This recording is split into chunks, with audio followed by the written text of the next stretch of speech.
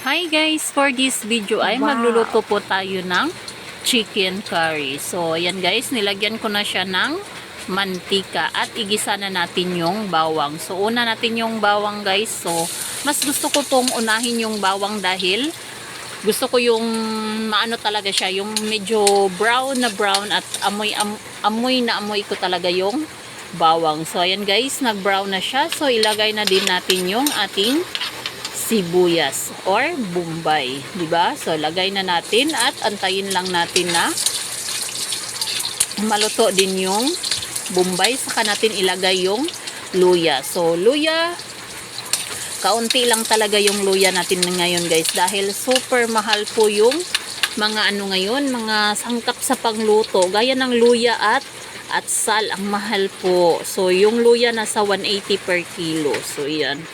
Ito guys, itong chicken natin ay mga buto-buto lang po ito. Mga tira po ito nung nakaraan. So, mga buto-buto. So, gawan natin ng paraan.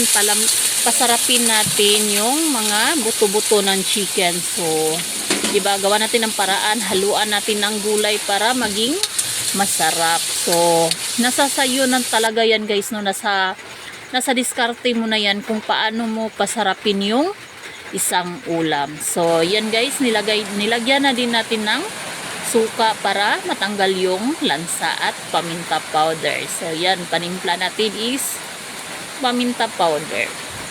At haluin lang natin. So, lagyan din natin to guys ng kaunting toyo para medyo may kulay po yung ating chicken. So, lagay na natin yung ating patatas at carrots. At saka yung patatas at carrots ngayon super mahal din. So ayan, 'di ba? Dahil siguro sa araw-araw na pag-ulan. So ang mahal talaga ng gulay at yung mga panghalo sa pangluto talaga super mahal. So ano na lang, diskarte na lang ang labanan. So ito guys, nilagay ko na yung ating curry powder. So, lagyan natin mas madaming curry powder, mas masarap po siya. So, yan. Lagay na natin siya.